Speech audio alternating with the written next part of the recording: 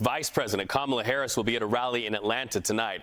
That's the same city where President Joe Biden's dismal performance in a debate against former President Donald Trump ultimately ended his campaign. CBS News senior White House and political correspondent Ed O'Keefe is traveling with the vice president. Okay, so it's almost like they want to change the music, a much different tune there in Atlanta. There sure is, Reed. We have been out here for a little bit and couldn't help but notice that there's this already massive line of people trying to get into this event. The First Lady in line, a woman we spoke with a little while ago, told us she got here just before 9 a.m. to see the vice president tonight, saying that she wants to see the first female president elected. But that kind of enthusiasm is the kind you might get for Donald Trump, you would have seen back in the day for Barack Obama or for Bernie Sanders, but that we had not seen by any means for President Biden among Democrats. One guy I talked to who was third in line, I said, would you have been standing out here in the July heat to see President Biden and wait more than 10 hours to have him take the stage? And he kind of stopped and he said, no, but I would have voted for him in November. And the difference is right there. That's crystal clear. He's here in the heat in July to see her, plans to vote for her. That kind of enthusiasm is what now has the Harris campaign and Democrats so convinced that they might be able to win Georgia yet again. Peach State was slipping away from Biden in recent weeks. The bottom started falling out after that debate you mentioned. And now these crowds here outside the Georgia State Convocation Center are indicative of the kind of interest and enthusiasm that she now enjoys.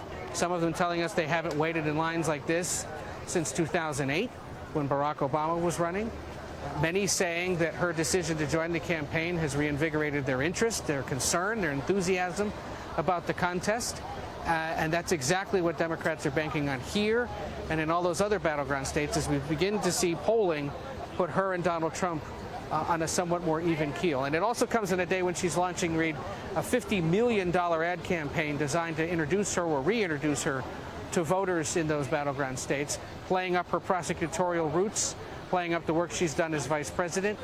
And it comes as the Trump campaign is beginning to spend money as well to try to define her in different ways by emphasizing the fact that she was involved in border security policy, which, of course, has been the subject of great controversy. Of course, the Trump campaign has a VP running mate now out beating the pavement. Kamala Harris yet to announce her vice presidential running mate. So, you know, yesterday, CBS Mornings, we saw Gretchen Whitmer saying she's likely not going to be the person. We also heard from North Carolina's governor saying not going to be the person. How soon do you think Kamala Harris needs to get this announcement out for people who may not be as hot for Kamala and are waiting to see who she chooses? Well, she's got to do it by August 7th, next week. That's what the Democratic National Committee has told her, that as the new nominee, they need to know who her running mate's going to be by then.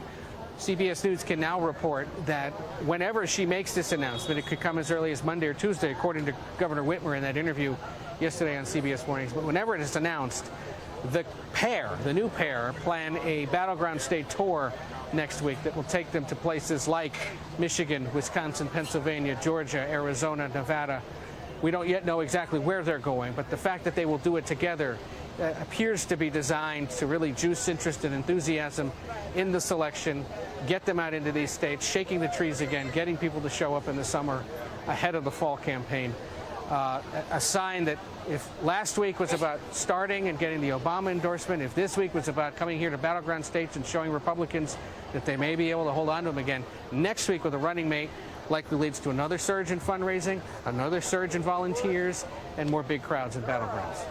Ed O'Keefe live where the lines are. Thank you so much for that update.